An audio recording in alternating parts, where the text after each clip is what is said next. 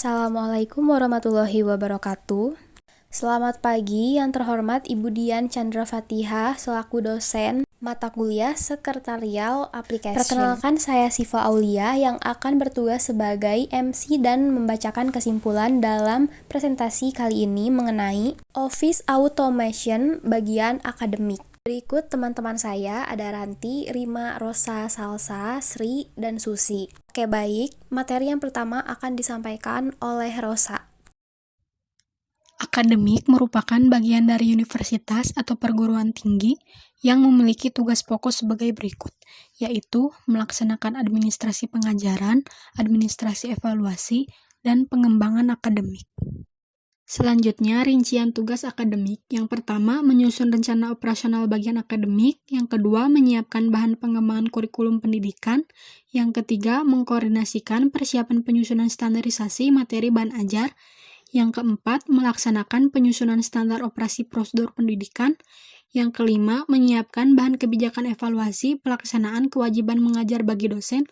Yang keenam, menyiapkan bahan kebijakan akreditasi perguruan tinggi dari fakultas, pascasarjana, dan program studi. Yang ketujuh, menyusun rencana pengembangan tenaga pendidik dan tenaga kependidikan. Dan yang terakhir, menyiapkan bahan distribusi kewajiban mengajar bagi para dosen yang bersertifikat. Yang selanjutnya ialah fungsi dari bagian akademik. Dalam melaksanakan tugas tersebut, bagian akademik menyelenggarakan fungsi sebagai berikut. Yang pertama ialah pelaksanaan layanan pendidikan, penelitian, dan pengabdian kepada masyarakat. Yang kedua, pelaksanaan registrasi mahasiswa dan pelaksanaan penyusunan statistik akademik.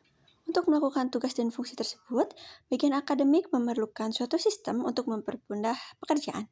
Sistem informasi akademik adalah suatu sistem yang dirancang untuk keperluan pengelolaan data-data akademik dengan penerapan teknologi komputer, baik hardware maupun software, sehingga seluruh proses kegiatan akademik dapat terkelola menjadi informasi yang bermanfaat dalam pengelolaan manajemen perguruan tinggi dan pengambilan keputusan bagi pengambil keputusan atau top manajemen di lingkungan perguruan tinggi. Sistem akademik ini bertujuan untuk mendukung penyelenggaraan pendidikan, sehingga perguruan tinggi dapat menyediakan layanan informasi yang lebih baik dan efektif kepada komunitasnya, baik di dalam maupun di luar perguruan tinggi tersebut melalui internet. Berbagai kebutuhan dalam bidang pendidikan maupun peraturan yang melingkupi sedemikian tinggi, sehingga pengelolaan akademik dalam suatu lembaga pendidikan menjadi pekerjaan yang sangat menguras waktu, tenaga, dan pikiran. Oleh karena itu, sistem informasi akademik dibangun untuk menjawab secara langsung masalah maupun kebutuhan perguruan tinggi terhadap pengelolaan akademik tersebut secara cepat dan tidak melelahkan. Adapun aplikasi yang digunakan, yang pertama ada SIAKAD. SIAKAD merupakan sistem yang dirancang untuk keperluan pengelolaan data-data akademik dengan penerapan teknologi komputer baik hardware maupun software, sehingga seluruh proses kegiatan akademik dapat terkelola menjadi informasi yang bermanfaat dalam pengelolaan manajemen perguruan tinggi. Yang kedua ada e-learning. E-learning merupakan sistem pembelajaran elektronik di mana mahasiswa tidak perlu duduk di dalam kelas untuk menyimak setiap materi pembelajaran yang disampaikan dosen secara langsung, tetapi dapat disimak setiap saat pada tempat di mana saja yang terhubung dengan fasilitas internet. Yang ketiga ada website ISM. Website kampus menampilkan citra yang kredibel di mata masyarakat sekaligus membantu mahasiswa, dosen, dan karyawan untuk mengakses informasi yang dibutuhkan dalam waktu lebih singkat. Adapun tujuan dan manfaat SIAKAD. Tujuan yang pertama merupakan mendukung penyelenggaraan pendidikan. Yang kedua, memudahkan dan mempercepat pengelolaan informasi mulai dari registrasi mahasiswa baru, informasi penting, pengisian KRS, dan jadwal kuliah. Lalu, ada manfaat SIAKAD. Yang pertama, memudahkan proses pengelolaan data akademik dan non-akademik, membantu dalam pengelolaan data nilai mahasiswa, mata kuliah, data staf pengajar atau dosen serta administrasi fakultas atau jurusan yang sifatnya masih manual untuk dikerjakan dengan bantuan software agar membantu mengefektifkan waktu dan menekan biaya operasional. Yang kedua, integrasi data untuk menghindari duplikasi data, sehingga dengan adanya integrasi data, maka setiap masing-masing informasi dapat berbagi data yang sama dalam waktu yang bersamaan. Yang ketiga, memberikan laporan perkembangan mahasiswa dalam proses belajar. Akan lebih mudah dalam memantau perkembangan mahasiswa dalam proses belajar mengajar karena data kehadiran nilai pembelajaran sudah ada di sistem informasi akademik.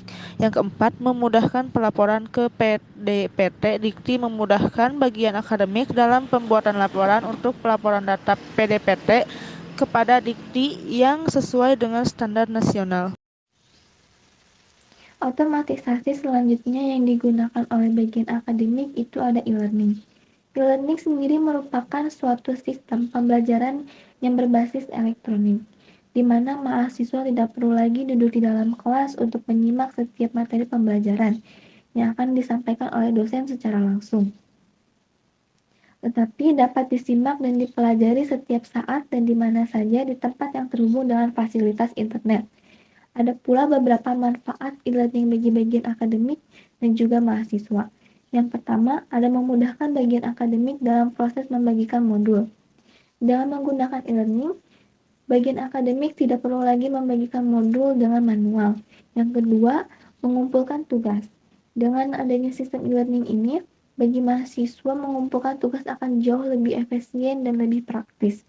Yang ketiga, membagikan nilai. Dengan sistem e-learning ini, akademik akan jauh lebih mudah untuk memantau nilai mahasiswa dari tugas yang dikumpulkan di e-learning.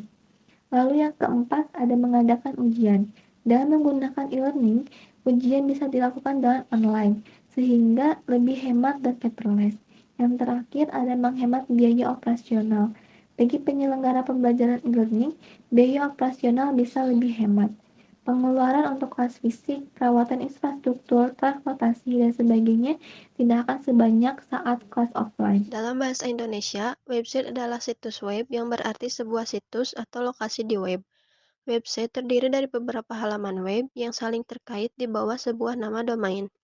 Biasanya memuat konten seperti teks, video, gambar, audio, dan lain sebagainya. Lalu, adapun manfaat dari website ASMKB sendiri, yaitu menyederhanakan manajemen data, mengupgrade citra kampus, promosi kampus, dan mencari partner perusahaan maupun organisasi. Untuk slide selanjutnya, ada aplikasi lain yang dapat digunakan untuk mempermudah pekerjaan akademik, yaitu ada Zoom dan juga Microsoft Office. Zoom merupakan layanan konferensi video berbasiskan cloud computing. Pada umumnya, para pengguna menggunakan aplikasi ini untuk melakukan meeting hingga konferensi video dan audio. Setelah adanya pembelajaran daring, Zoom digunakan sebagai media pembelajaran. Biasanya, bagian akademik akan memberikan link Zoom pada setiap pembelajaran dan memastikan semua mahasiswa dapat bergabung dalam Zoom. Nah, untuk selanjutnya ada Microsoft Office. Microsoft Office merupakan perangkat lunak paket aplikasi perkantoran buatan Microsoft dan dirancang untuk dijalankan di bawah sistem operasi Microsoft Windows. Umumnya, Microsoft Office ini digunakan sebagai alat untuk mempermudah aktivitas dalam perkantoran.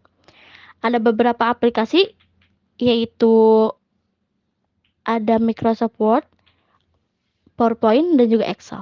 Aplikasi ini memudahkan pekerjaan bagian akademik dalam membuat modul untuk pembelajaran dan PowerPoint presentasi untuk membantu dalam pekerjaan lainnya. Jadi, kesimpulan dari presentasi kali ini adalah betapa pentingnya sistem informasi akademik ini sangat membantu dalam pengelolaan data nilai mahasiswa, mata kuliah, data staf, pengajar, atau dosen, serta administrasi fakultas atau jurusan yang sifatnya masih manual untuk dikerjakan, dengan bantuan software agar mampu mengefektifkan waktu dan menekankan biaya operasional. Baik, sekian presentasi dari kelompok 3. Mohon maaf apabila ada kesalahan. Terima kasih untuk perhatiannya. Wassalamualaikum warahmatullahi wabarakatuh.